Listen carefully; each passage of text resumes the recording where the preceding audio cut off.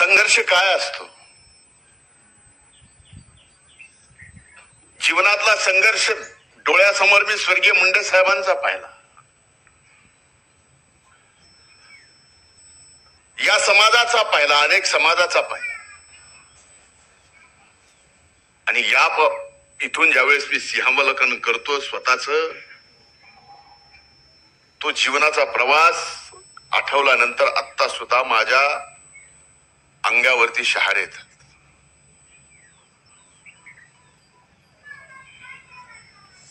आज या सकळ समाजाच्या वतीनं समाजातील गुणवंताचा सत्कार माझ्या हाताने होतोय. माईच्या त्या समाजाने मला किती शिव्या दिल्या हे मला माहिती आहे.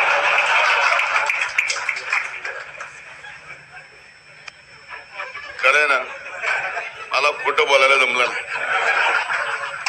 मी जे बोलतो इथं इथं आणि इथलं सिंक्रोनाइज झाल्याशिवाय मुखातून बाहेर पडतच नाही. त्यावेळेसची परिस्थिती, त्यावेळेसची ती भावना होती, ती भावना तुमची होती, पण संघर्ष माझा होता. त्या परिस्थितीतून आजच्या परिस्थितीमध्ये जो बदल घडलाय याला संघर्षाचा विजय म्हणतात. कांगणे सर, आपण व्याख्याते आहात, वक्ते आहात. व्याख्याते वक्ते असल्यामुळे हा संघर्ष आहे ना. काल शिव्या देणारा आज ज्यावेळेस आपल्या हातून सत्कार करतो त्यावेळेस खरा चमत्कार असतो. आणि त्याच्या पाठीमागे नियती असते. का? तर त्याची नियत साफ असते. ज्या वेळेस तुमची नियत साफ आहे त्यावेळेस नियती तुमच्या सोबत आहे. आणि ती नियती म्हणजे काय? तर दैव तुमच्या सोबत आहे. मी आज एक गोष्ट सांगतो, स्वर्गीय मुंडे साहेबांच्या सोबत संघर्षाच्या काळात सावलीसारखा त्यांचा संघर्ष मी बघितला.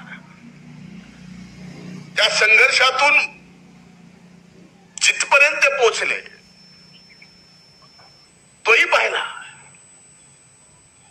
जे व्हायला नको होतं,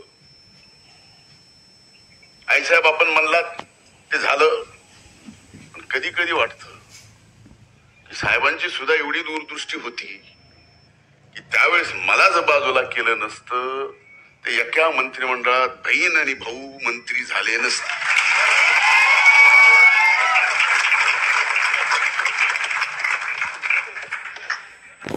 संजय भाऊ आमदार झाले नसते. म्हणून मला माझ्या माय म्हणजे माझ्या आजी एक गोष्ट सांगायची. मी एक दोन भाषणात सांगितलेली आहे, देव करतो ते भल्यासाठी. ती गोष्ट सांगणार नाही, पाहिजेच असेल तर कुठलं तरी एखादं भाषण आहे त्यात आहे पाय, पण देव करतो ते भल्यासाठी.